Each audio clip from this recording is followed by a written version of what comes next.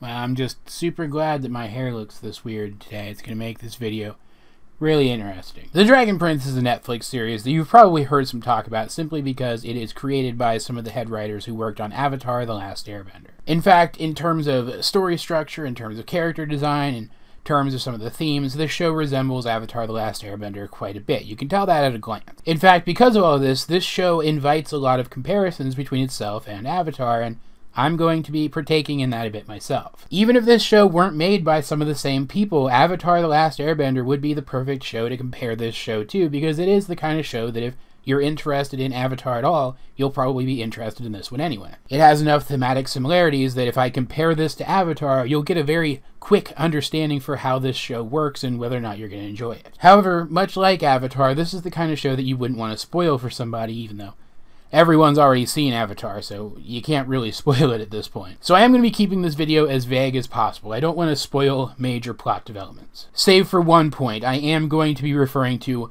this character as the villain of the show, but it's pretty obvious that he is the villain of the show. As much as this show has a villain, but we'll talk about that in a minute. Just like with Avatar, this show starts out with a sort of brief, abridged backstory of the world. Rather than an Eastern-inspired fantasy world like Avatar, this show takes place in a very Western-themed fantasy world, with mages and monsters and dragons and spellbooks and magic amulets and all of those kinds of things, the kinds of things that you see in Western fantasy. Magic in this universe, for example, isn't dependent on martial arts the way that bending is in Avatar. Instead, you trace symbols in the air and cast spells with magic words, or mix potions. Though the two kinds of magic that are prevalent in the show, the nature magic and the dark magic, are very distinct, just like two different kinds of bending might be. Nature magic, for example, draws its power from natural sources which don't really run dry. They're the fundamental forces of the universe. Whereas dark magic, you drain the energy from other living things to power it, but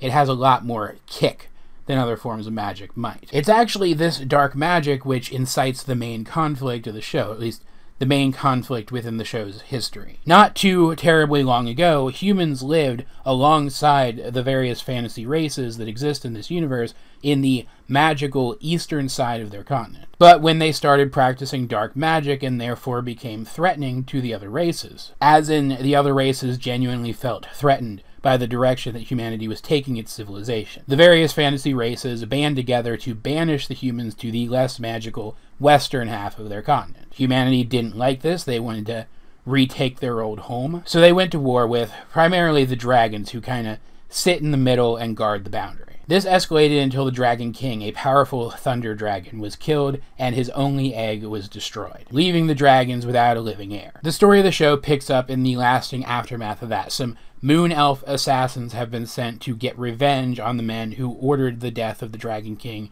and his son, even going so far as to making a magical pact which they cannot be released from until the king and his heir are killed. That heir being young Ezran, the kind of sort of hero of this story, but we'll talk about in a second, who is the only blood descendant of the king of one of the human countries. I can't remember what it was called. Ezran spends most of his time living inside his father's castle alongside his stepbrother Callum, who is older than him but is not related by blood to the king, so is not the heir. It's a little unclear when exactly Callum came into the royal family. We know that his mom married the king at some point after he was born, but we don't really know when that happened, and I think that Ezran is supposed to be just his stepbrother, not like his half-brother between the king and his mom, but I honestly don't know. That's one of the things in the show that I wasn't able to pick up on, and I imagine they'll probably expand on it through flashbacks later, so I'm not so worried about it. Point is, when these moon elves show up, one of the more sympathetic of them, a girl named Rayla, while chasing the two princes through the castle, discovers, at the same time that they do, the Dragon Prince's egg,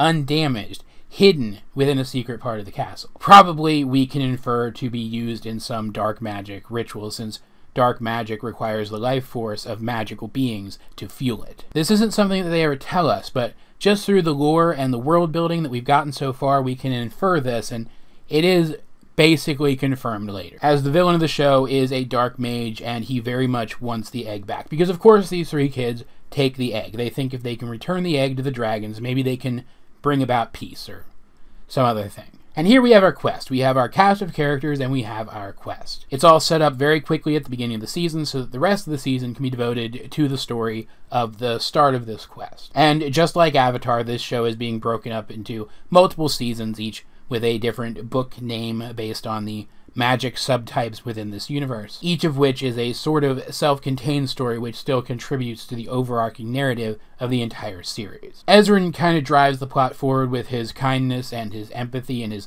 way with people, his way with words. He's a genuinely good person and people tend to listen to him. They tend to trust him. They tend to feel at ease with him. But he is a young kid. He's kind of Aang if he were a little bit younger and didn't have any magical combat powers. Which is not to say that Ezran isn't capable at all, it's just that he's not capable in a fight. Which does mean that he does sometimes feel like he's dragging down the other characters, but it's not super often that this happens, so I'm okay with it. His stepbrother Callum is sort of the co-hero of the story, and he kind of steps into the forefront and fills the hero role more than any other character really has up to this point. He's kind of like Sokka if Sokka didn't really know how to fight, but was learning magic. He's also not quite up to Sokka's level of genius strategic intelligence, but he's not super far off, and all of this is really highlighted by the fact that the same voice actor who voiced Sokka voices Callum as well. And the third member of their party, Rayla, the moon elf, is kind of like Zuko if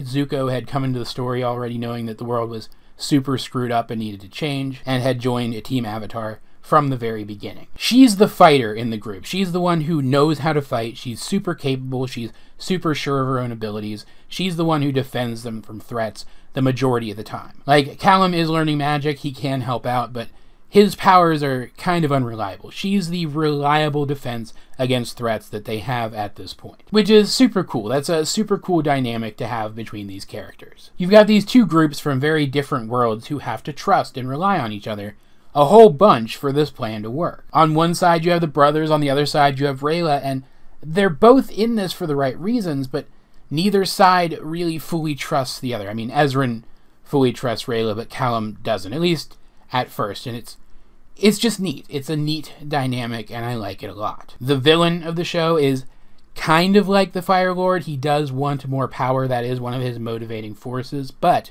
he also is doing the things that he's doing for, at least I think, genuinely good reasons. He really is trying to do what's best for his people, and he really does think that this is the best way to go about it. His kids, who are searching for our heroes through at least part of the season, do kind of come off as Zuko and Azula at the respective part of their arcs when they were searching for Team Avatar, but so much more reasonable. Like, they trust their father when he says that what they're doing is what's best for their people, but they also seem like they could be reasoned with. Like, they aren't all bad. Kind of like Zuko started to feel like later in his arc before he joined Team Avatar, and like Azula never did. All the characters' designs are super memorable. They're all very dynamic looking. The voice acting is very dynamic and well done. The animation itself takes a little bit of getting used to. The frame rate's a little weird on it, but the facial expressions on the characters and their mannerisms, the way they carry themselves, it all contributes to some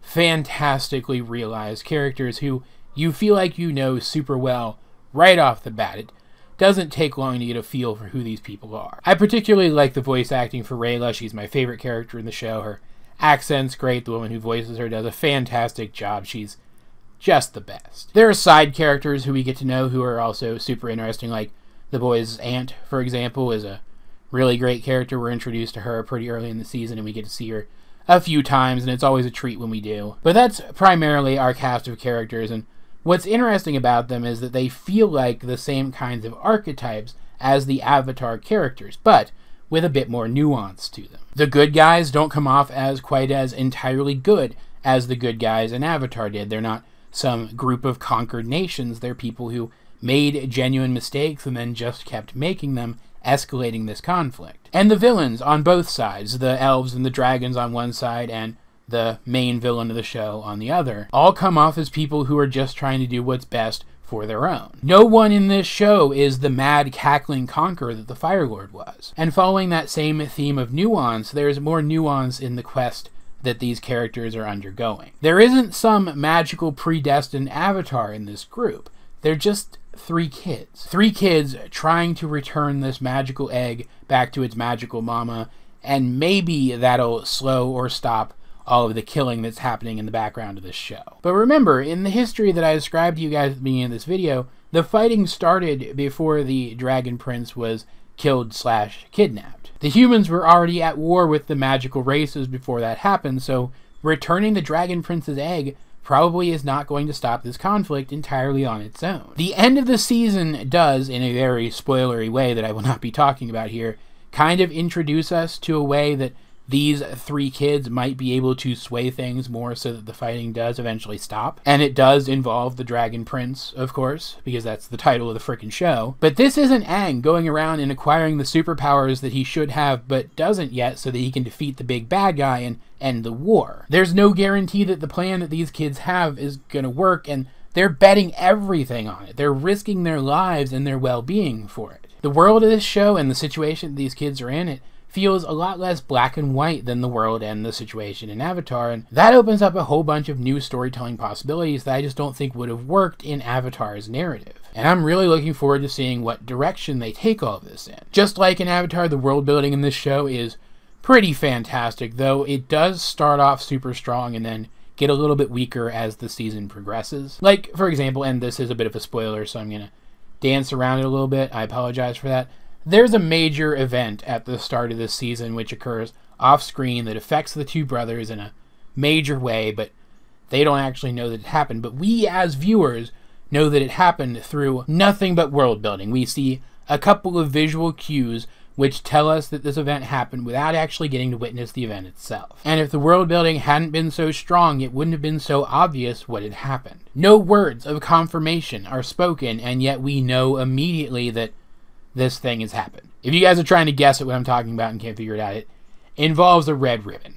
I'll say that. And then, by extension, because we saw this and pieced together what it meant, later on, when one of Rayla's ribbons, one of the ribbons tied to one of her arms, won't come off, we're able to piece together what that means, what she's supposed to do to get it off, and it's pretty sad and scary. It is the primary method by which the show keeps us guessing as to whether or not she's going to remain on the side of these 2 brothers throughout the entire thing. And the ending of the season does undermine that just a tad bit, but I still think it works well enough in context that I'm not super bothered by it. But that's not to say that this show is perfect so far, or anything. Probably because it is a serialized show on a streaming service rather than an episodic show on a network. The episodes flow more directly into each other, and it gives the characters fewer opportunities to stop off at cool, specific locations and have individual adventures. Like, the show still has episodic elements to it, don't get me wrong, but it doesn't feel quite like Avatar, where eventually they were stopping in new, interesting places and meeting new, interesting people each and every episode. Throughout this season of this show, we spend time with the main 3 heroes and with the human villains, and that's pretty much it. There are a few characters that we're introduced to here and there. Side characters who are obviously going to be recurring, and a few one-off characters in a village that they spend some time in. And this does, of course, give the writers some time to give us some meaty development for these characters who are going to be the primary driving force in this show. But it does end up making this world feel a bit smaller and a bit less real and a bit less fully realized than the world of Avatar was. And there are even a couple of points where story elements don't feel quite as explored as they maybe could have been because of this. I also feel compelled to rate this show so far compared to Avatar, maybe rate it against Avatar's first season, for example. But I'm finding it really hard to do that because this was a super short season and it didn't really feel like it resolved much. It was, I think, 9 episodes, and just when it started to feel like things were getting going, it stopped. Like, I get it, based on the naming scheme that they're going with for the various seasons, there's going to be more seasons of this than there were of Avatar, so the seasons realistically would be shorter than Avatar's seasons were, but that doesn't really help the feeling that this season stopped just as it was starting. But I'm still enjoying this show so far. I'm enjoying it quite a lot, in fact. It feels like it could very well be the same kind of phenomenon that Avatar was all over again, and that's good. But I'm not going to say that this is as good as Avatar yet. I'm not going to say that it's better than Avatar, certainly, which some people are saying, because Avatar is a completed show and this is just one short season of a very new show. I will say, though, that I feel that this show has the potential to be as good as Avatar, if not better. In fact, I'm going to make potential the word of the day. This show has a lot of potential in it, makes good use of that, but I feel like it could still be making a better use of it, and I hope that it does later on. But if you are someone who's a fan of Avatar: The Last Airbender and you haven't checked this show out yet, I definitely think that you should. You'll probably like it a lot. And really, I kind of just want more people to watch this show in general, because I'm not hearing as many people talk about it as I would have expected at this point, and that's kind of worrying me. I don't want this show to be, like, prematurely canceled or something. It's good enough, at the very least, that I don't want that to happen. But that's been my 2 cents on this topic, and, guys, I'd love to hear yours. What did you think of The Dragon Prince Season 1 if you've watched it? Let's get a discussion going in the comment section down below, or over on my Discord, link in the description. But either way, this has been AJ22, and I will talk to you guys later.